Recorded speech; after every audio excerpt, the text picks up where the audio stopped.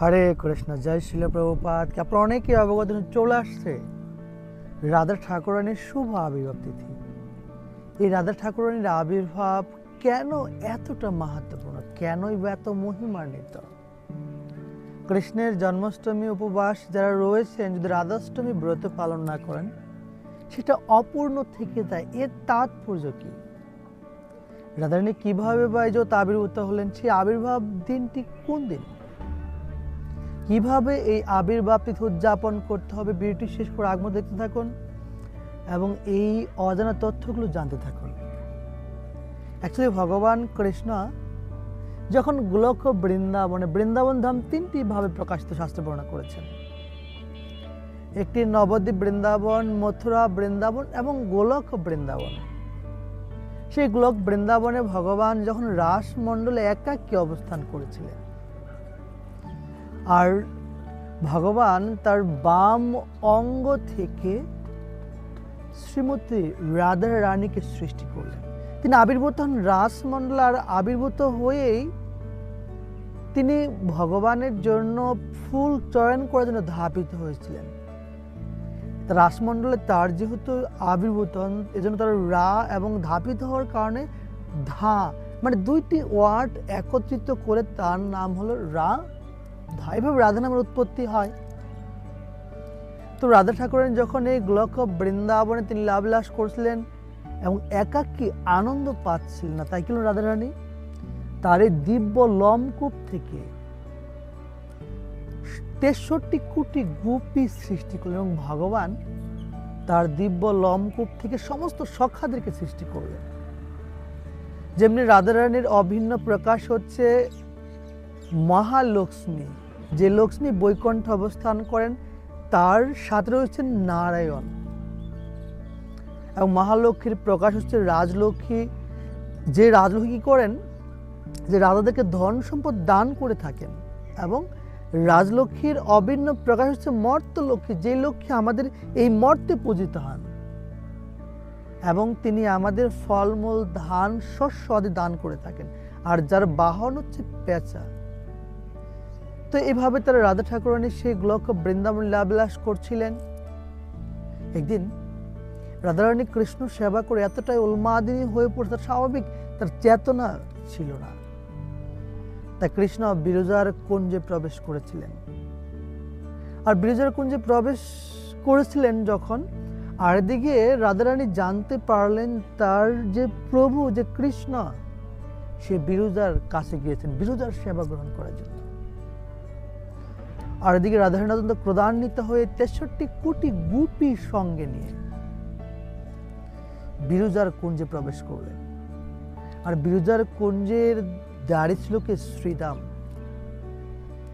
শ্রীদামকে রাধারানী বলছে, শ্রীদাম তুই আমাকে পথ রোধ করে রাখিস না, তুই পথ ছেড়ে দে।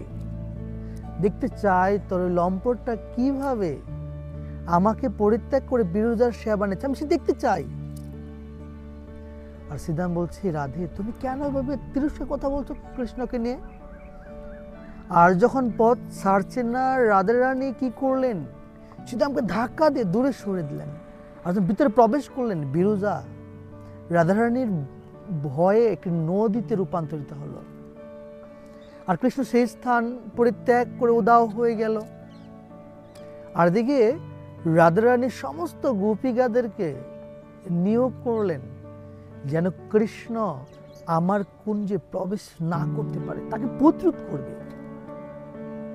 তো এইভাবে সমস্ত সখীরা নর্মালি কৃষ্ণকে অভ্যর্থনা জানানোর জন্য বিভিন্ন ভাবে তারা কেউ করতাল বাজে, মৃদঙ্গ বাজে, কীর্তন করতেন, কেউ ফুল নিয়ে থাকতেন, এসব স্বাগতম জানানোর জন্য। সেই তখন কি করেছিলেন, তারা হাতে লাঠি, ঝাড়ু, বিভিন্ন দ্রব্য এনেছিলেন যেন কৃষ্ণ ভিতরে প্রবেশ না করতে পারে, পথ প্রতিরোধ করার জন্য তাদের মনোভাব ছিল।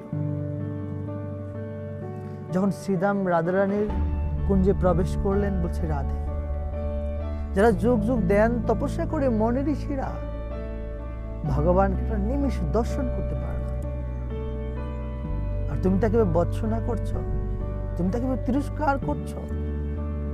রাধারানী বলল, শ্রীদাম তুই কি তোর প্রভুকে ভালোবাসি? আমি তোর প্রভুকে ভালোবাসি না। তুই কি আমাকে একটা বারো বোঝার চেষ্টা করলি? তুই শুধু তোর প্রভুকে বোঝার চেষ্টা করলি? রাধারানী বললেন, দেখো তুমি আমার সাথে অসুরের মতো আচরণ করলে, তাই তোমাকে অভিশাপ দিচ্ছি, তোমার মর্ত্যের জন্ম হবে, তুমি অসুর হয়ে জন্মগ্রহণ করবে। শ্রীদাম অত্যন্ত ব্যথিত হলেন, তিনি কিভাবে কৃষ্ণ হারা হয়ে থাকবেন। শ্রীদামও রাধারানীকে অভিশাপ দেন, হে রাধে, এই গোলক বৃন্দাবনে যাদের এরকম ক্রোধ তা থাকার কোনো অধিকার নেই, তুমি সাধারণ মানুষের মতো আমার সাথে আচরণ, তাই তোমাকে অভিশাপ দিচ্ছি, তোমার মর্ত্যের জন্ম হবে এবং তুমি কৃষ্ণ হারা হয়ে থাকবে 100 বছর এবং তুমি অন্যের স্ত্রী হবে। যখন একে অপর অভিশাপ দিলেন, পরক্ষণে আবার উভয়ে কৃষ্ণের কাছে আসলেন, প্রভু এই অভিশাপ থেকে আমাকে রক্ষা করো। শ্রীদাম বলে, দেখো তুমি চিন্তা করো না, তোমার যেখানে জন্ম হবে এবং আমিও সেখানে যাব, এবং আর কি হবে, যখন তোমার শিবের সাথে যুদ্ধ হবে তখন তুমি পুনরায় আবার আমার কাছে চলে আসবে। তখন রাধারানী আসছেন, প্রভু আমি তোমাকে ছাড়া কিভাবে থাকবো, আমি এই মর্তে যেতে পারবো না। কৃষ্ণ বলে, তুমি চিন্তা করো না, এই শ্রীদামের বর কখনো কখনো মিথ্যা হবে না, তুমি অন্য কোনো বর মাগো। বলছে, প্রভু আমি যেখানে যাই সেখানে যেন এই গোলক বৃন্দাবনে যাহাকে সব যেন বিদ্যমান থাকে। তো এইভাবে কৃষ্ণ বলেন, তথাস্তু। তাই আমরা দেখি তো এই রাধারানী সেই গোলকে আবির্ভূত হলেন, কিভাবে তারা অভিশপ্ত হলেন, এবং আমরা এখন জানবো কিভাবে রাধা ঠাকুরানী এই জগতে আবির্ভূত হলেন। আপনারা জানেন রূপ গোস্বামীপাদ তিনি বর্ণনা করেছেন ললিত মাধব গ্রন্থে, বৃন্দার পর্বত এবং হিমাচল পর্বত তাদের বন্ধু ছিল। হিমাচল পর্বতের কন্যা ছিল পার্বতী, আর এই পার্বতীর বিয়েতে ব্যাপক ধুমধাম করে আয়োজন করা হয়েছে, আর বৃন্দার পর্বতকে নিমন্ত্রণ করা হয়েছিল।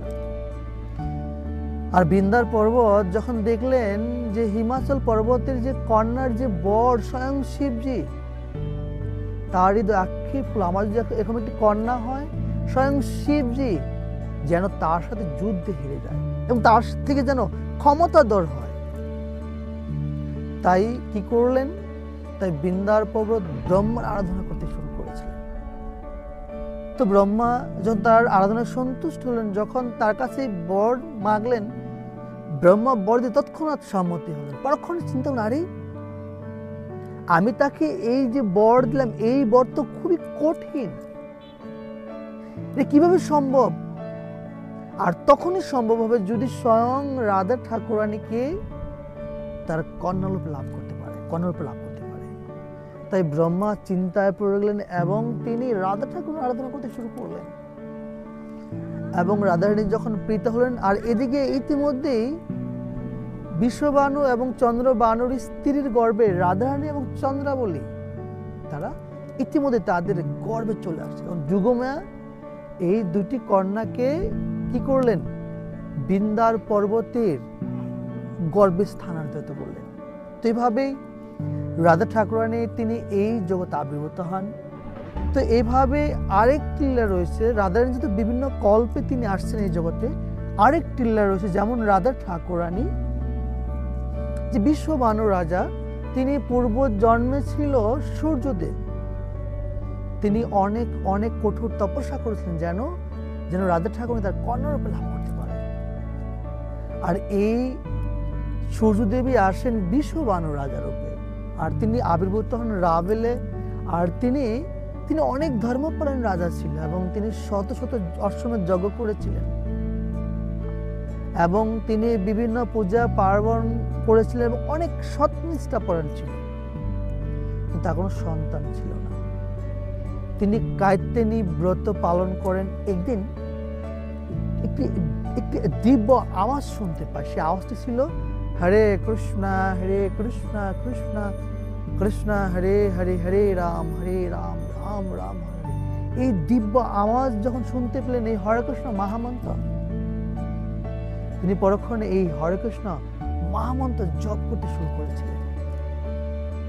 এভাবে একদিন যখন প্রাতঃকালীন তিনি যমুনায় স্নান করতে যাবেন, একটি পদ্ম কোমল একটি দিব্য জ্যোতি প্রস্ফুটিত হচ্ছে আর সেই স্থানটি আলোকিত হয়ে গেছেন। আর তখন দৈবানে হলো বলছে, হে রাজন, এই তোমার কন্যাকে তুমি কন্যারূপে লালন পালন করো। সেই শিশু কন্যাকে যখন ঘরে নিয়ে গেলেন, এদিকে দেখবেন তার চোখ বন্ধ এবং তার মুখও বন্ধ।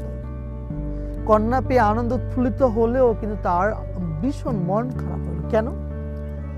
কারণ ভগবানের সাথে রাধারানীর কমিটমেন্ট ছিল, আমি এই মর্তে যাব, আমি সর্বপ্রথম তোমাকে দর্শন করবো এবং তোমার প্রসাদ ছাড়া আমি অন্য কিছু খাবো না। আর এই প্রতিজ্ঞা, এই কমিটমেন্টকে সত্যি করার জন্য রাধারানী কি করেছিলেন? তার চোখ বন্ধ রেখেছিলেন। একদিন যখন নারদমুনি আসলেন, যখন এই রাধা ঠাকুরকে দেখে তার স্তব্ধ করলেন, তাকে প্রদক্ষিণ করলেন, পরিক্রমা, তাকে প্রণাম করলেন এবং বিশ্ববানর রাজা করলেন, তুমি ধন্য। আর এই কন্যা শুভক্ষণে শুভ তিথিতে তার চোখ মেলবে।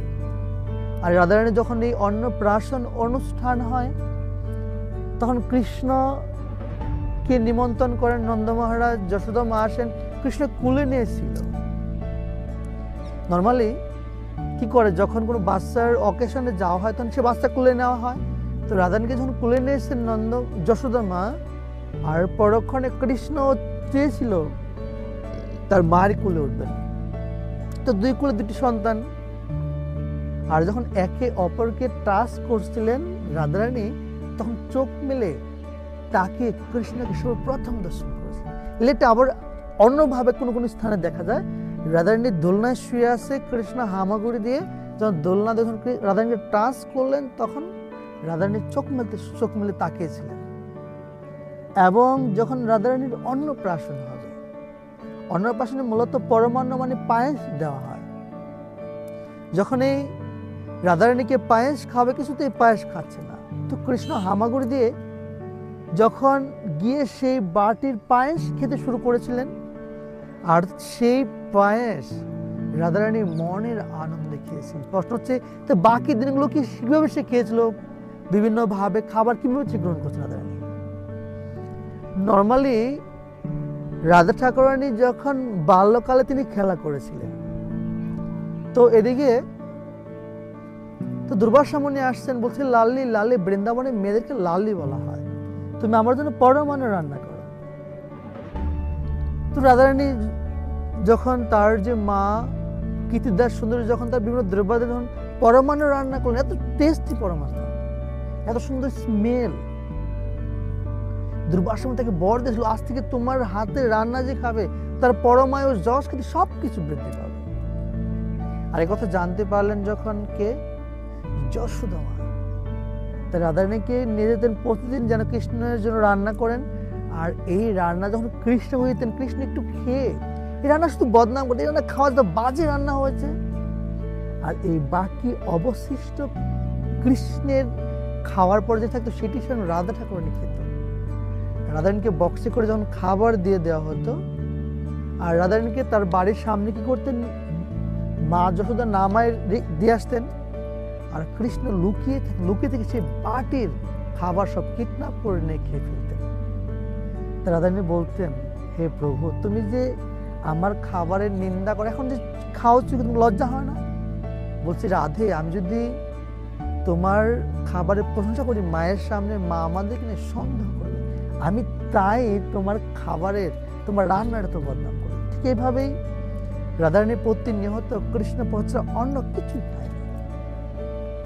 রাধারানী হচ্ছে কৃষ্ণ সেবা কিভাবে করতে হয়, আর এর জন্য রাধা ঠাকুর এই জগতে প্রকাশ হয়েছে।